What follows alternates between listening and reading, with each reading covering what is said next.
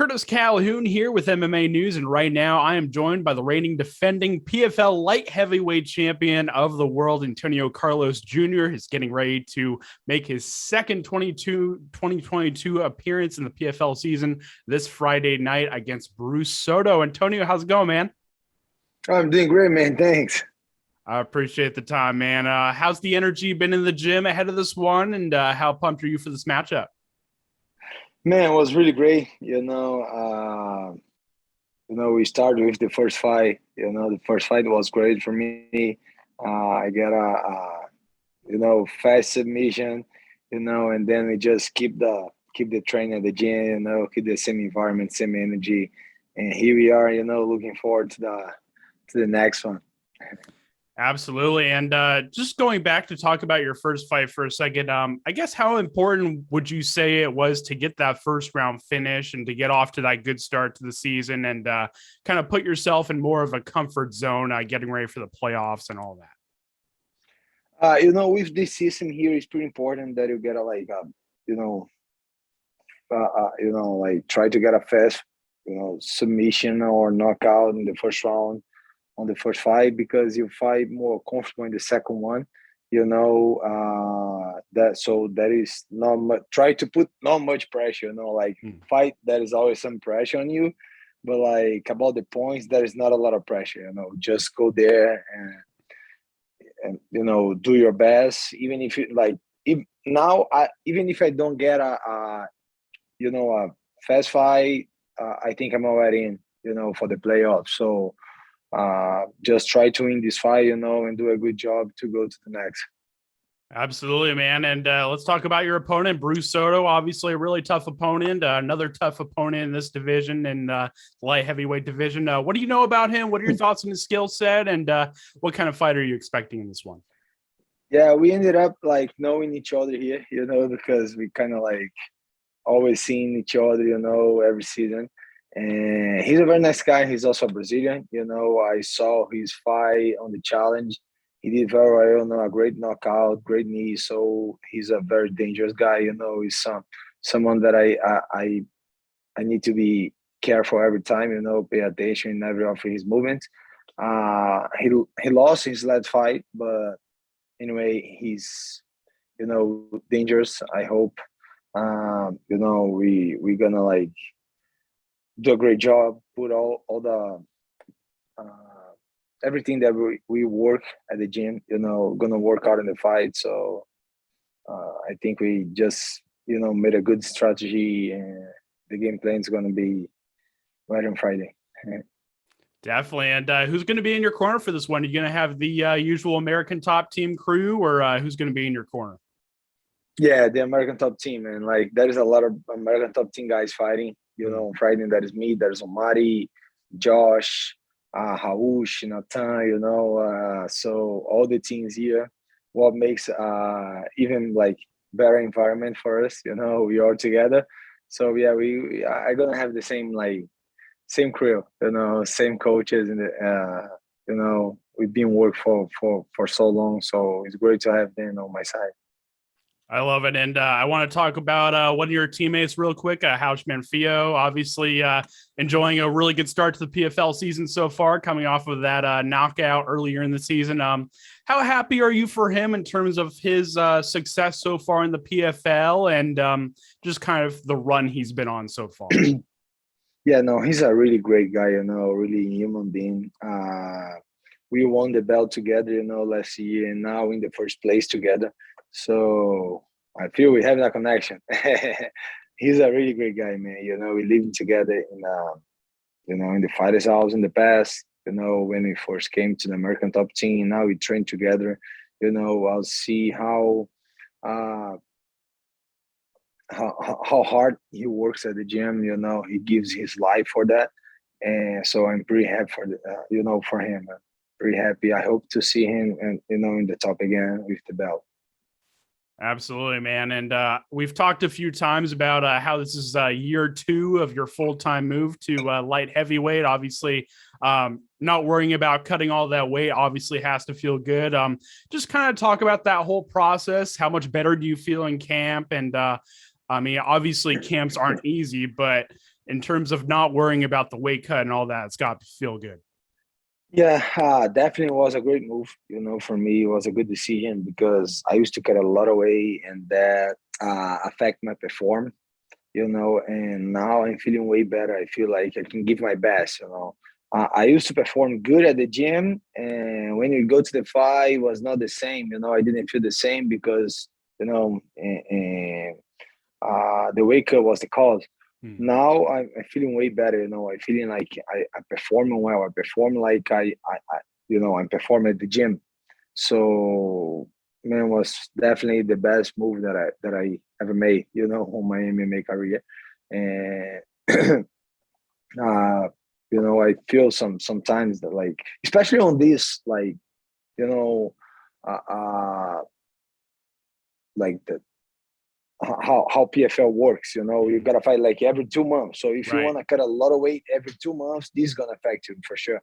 So, man, I think that's how fits perfect for me. And do you feel like more fighters should consider fighting at their own true weight instead of worrying about cutting excess weight ahead of fights? I mean, obviously, you made the jump up back to 205, and it's worked great so far. I guess kind of just give us your thoughts on that. And do you feel like fighters should, kind of fight at their true weight? Yeah, for sure. Especially because this does not affect just your performance. This affects your healthy too. So you need to be healthy. You need to be, you know, mentally good. And everything to get into the battle. So I don't think like cutting a lot of weight is, the best choice for whoever. You know what I mean? Not just for me, but like whoever it is. Like the best thing is try to keep as close as you can for your like weight division and don't cut a lot of weight. I think like 15 to 20 pounds is something like healthy and good, especially for like heavier guys. You know what I mean? I used to get 35 pounds. So 35 Yeah. pounds was a lot. 35 pounds was a lot. But like, I think 15, as I do now is like it's perfect.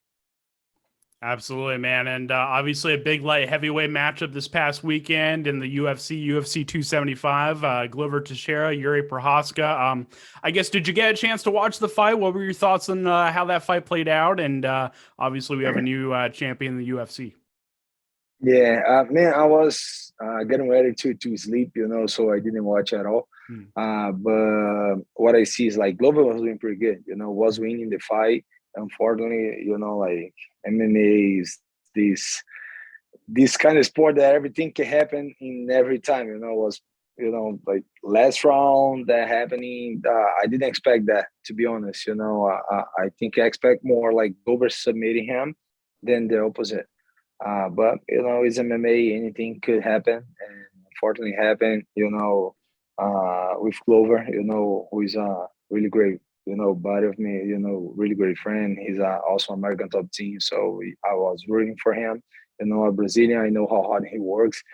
42 years old and like performing like that. I'm a big fan of him, man. I'm a big fan. I hope he's gonna get back and get this, revenge and get the belt over again. I love it. And I got to talk about one of your other American top team teammates, Joanna Jedrzejczyk, obviously announced her retirement after UFC 275 this past weekend. I guess I just kind of want to get your thoughts on that, her legacy in the sport, and I guess any personal stories if you've spent time training with her at all and all that. Yeah, we don't actually like training, like we train always like in the same practice, but like we don't train together because I'm too big and stuff. Yeah. But she's a very nice, she's very nice. I love her too. All she did for this sport. She's really great. Get the belt and keep the belt for too long. Very aggressive fighter. But I think I just I wish all all the best on this new chapter of her life. I don't know. I don't see her stopping fighting. Because I see her in the training. She's so good. I think she got a lot more to show. But like we always gotta do some choices in your life, and if she thinks it's the best, I'm with her, always cheering for her. Definitely. Could you see her being a coach at some point, or possibly a manager? Joanna? Yeah. I don't know. I to be honest, I don't know what are her plans. I didn't know she would retire. To be honest, surprised me. But I don't know. Yeah, definitely. She I think she would do good in everything she does. Absolutely, man. And obviously, it seems like you get the complete PFL experience this year, not having to deal with the bubble and all that after COVID-19. And obviously, with that last season, I guess how much better are fight weeks now in the PFL, now having to deal with the bubble and all that?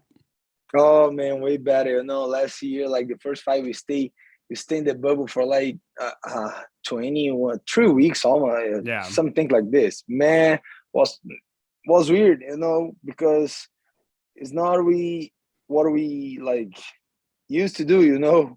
I was training at the small room. I gotta bring some friends and stuff to train with me, but it was completely different. Coming like close to the fight, I think it's I feel way better now for sure. I love it. And all the food and everything was different, so yeah, way better now. Yeah, I was about to say. And your opponent in last year's championship, Marthin Hamlet, obviously had a really good performance to start the season as well.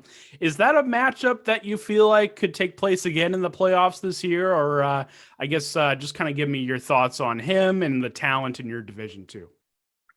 Yeah, man, definitely. Hamlet is a very great fighter. I see him going to the playoffs for sure.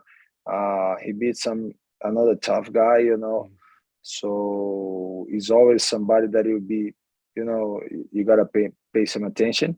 And there's a new guys, there is always like new guys coming, tough guys.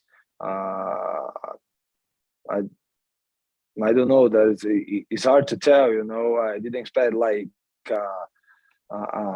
Emiliano to lose his fight. You know what I mean? Some things happen in MMA, but no, I don't know.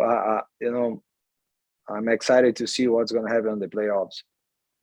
I gotcha, man. And last question for me: what can PFL fans expect this Friday night? A great fight for sure. I'm gonna give my best.